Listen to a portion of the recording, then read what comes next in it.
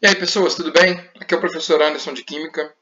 Hoje a gente dá continuidade aí ao estudo do nosso conteúdo, né, com a introdução para cálculos químicos, também conhecido como cálculos estequiométricos, né?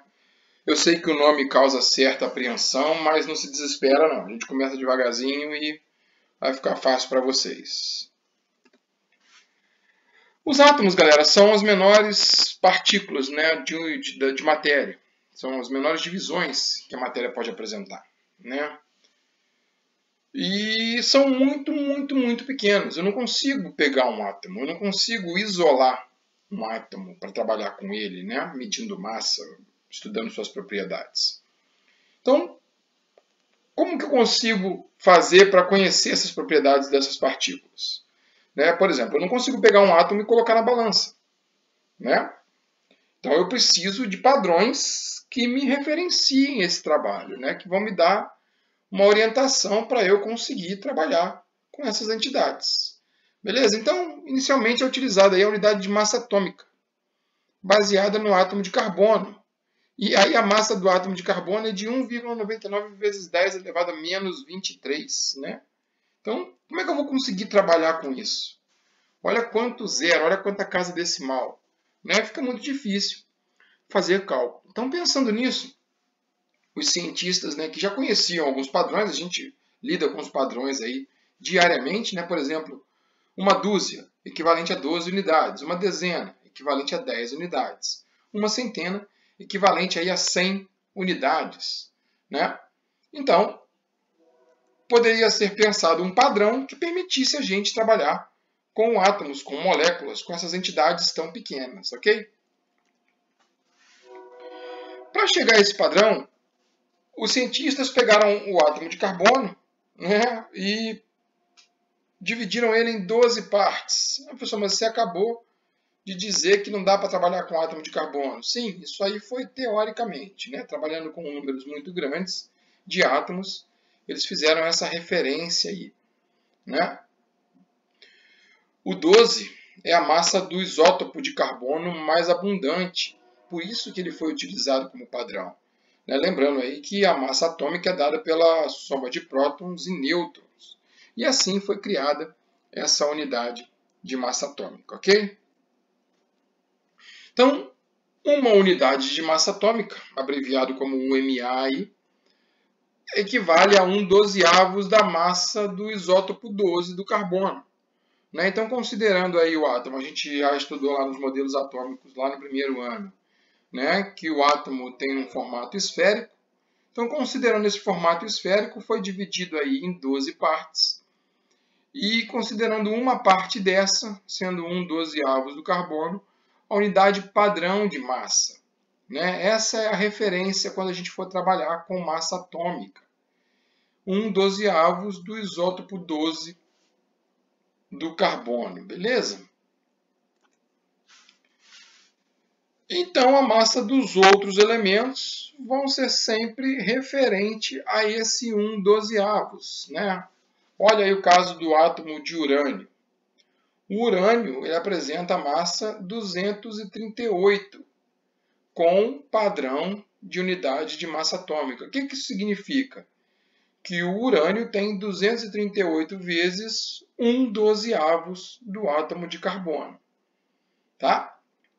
Então, essa ficou sendo a referência para se trabalhar. Sempre que eu falar com unidade de massa atômica, eu estou me referindo à 12ª parte, né, 1/12 do átomo de carbono de massa 12. A gente sabe que um elemento químico é um conjunto de átomos com o mesmo número atômico, né? E na natureza, a gente encontra átomos do mesmo elemento químico com diferentes números de nêutrons, ou seja, apesar de terem o mesmo número atômico, eles vão apresentar número de nêutrons diferente, ou seja, massa atômica também diferente. Então, como que eu vou calcular a massa atômica de um elemento químico no geral, né? Ela vai ser calculada pela média ponderada das massas dos isótopos do elemento. E, professor, já vai começar a conta, já vai começar a parte chata e difícil. Galerinha, a média ponderada não é nenhum absurdo, né? Eu pego a massa desse isótopo e multiplico pela porcentagem dele. Quantas vezes, professor? Quantos isótopos eu tiver? Se eu tiver 2 isótopos, é esse exemplo que a gente tem aqui no nosso material. Olha lá. A massa do isótopo 1 vezes a sua porcentagem, mais a massa do isótopo 2 vezes a sua porcentagem. Professor, se eu tivesse 3, eu teria aqui um M3, né? Mais M3 vezes a porcentagem desse M3. Então, massa ponderada, média ponderada, em função das massas dos isótopos. E o total vai ser sempre 100. Né? O total de átomos de um elemento químico na natureza é o meu 100%, é a quantidade máxima que eu posso encontrar desses elementos, beleza? Desses átomos de elemento. Vamos ver um exemplo aqui do boro. Né? O boro tem isótopos de massa 10, que corresponde a 20% de todos os átomos de boro, e isótopos de massa 11, correspondendo a 80% dos átomos de boro. Então, a massa atômica, né, Ma, massa atômica, vai ser a média ponderada dessas quantidades. Né? 10, que é a massa do isótopo, vezes a sua porcentagem, 20, mais 11, que é a massa do isótopo, vezes a sua porcentagem, 80. Né? Então, 10 vezes 20, 200. 11 vezes 80, 880. E aí, resolvendo essa continha básica aqui, né, uma soma, depois uma divisão, a gente encontra que a massa atômica do boro é de 10,8 unidades de massa atômica. Ah, professor, anteriormente você tinha definido a unidade de massa atômica como UMA. É possível a gente encontrar as duas representações, tá?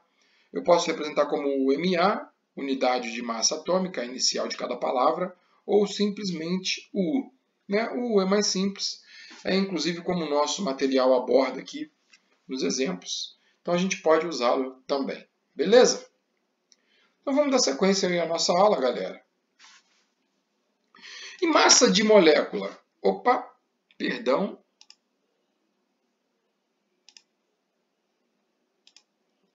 E massa de molécula? Como é que a gente calcula a massa de uma molécula? Ô, galerinha, como é que é formada uma molécula? Uma molécula não é formada por vários átomos de elementos químicos? Então eu vou somar simplesmente a quantidade desses átomos que eu tenho.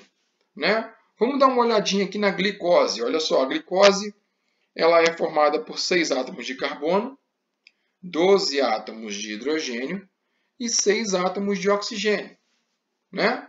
Então, a massa molecular, a massa da molécula, MM, vai ser 6 vezes a massa do carbono, 6 vezes 12,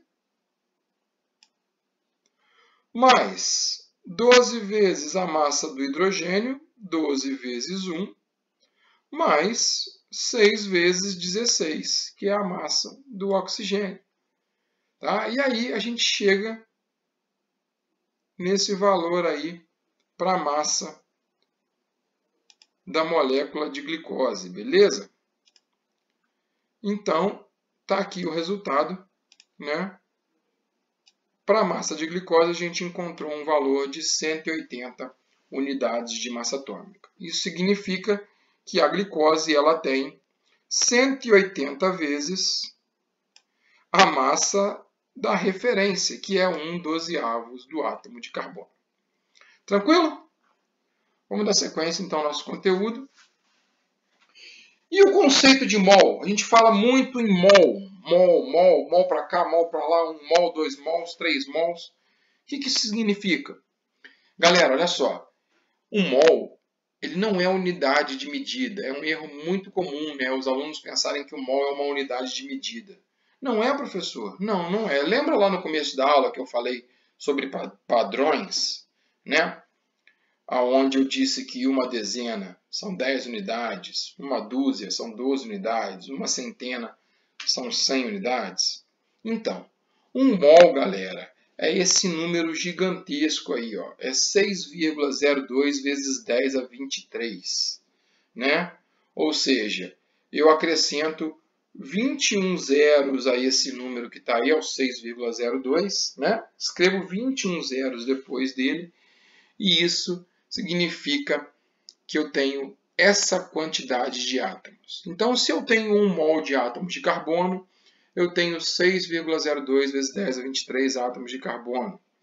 Se eu tenho 1 mol de moléculas de água, eu tenho 6,02 vezes 10 a 23 moléculas de água. Tá? Então, sempre que eu trabalhar com 1 mol, ou com um valor múltiplo dessa quantidade, eu vou estar relacionado com a constante de Avogadro. Tá? Amedeo Avogadro foi o cientista que sugeriu que haveria uma quantidade padrão para a gente poder trabalhar, para a gente poder referenciar. E em função dessa sugestão dele, né, quando os cientistas conseguiram descobrir quanto era essa quantidade, eles deram o nome dessa grandeza, deram a grandeza, né, o nome do cientista que sugeriu. Beleza?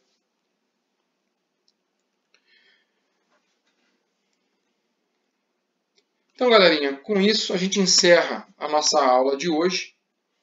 Tá? No próximo encontro a gente vai avançar um pouquinho. Eu sugiro que vocês sempre acompanhem, né, pelo nosso material, porque o material tem bastante informação, inclusive com exercícios. Então, vão sempre assistindo nossas aulas e acompanhando com o material. E no futuro a gente vai marcar um momento online aí para a gente poder tirar essas dúvidas. Tranquilo? Então, cuidem-se e fiquem em casa, pessoal. Até o próximo encontro.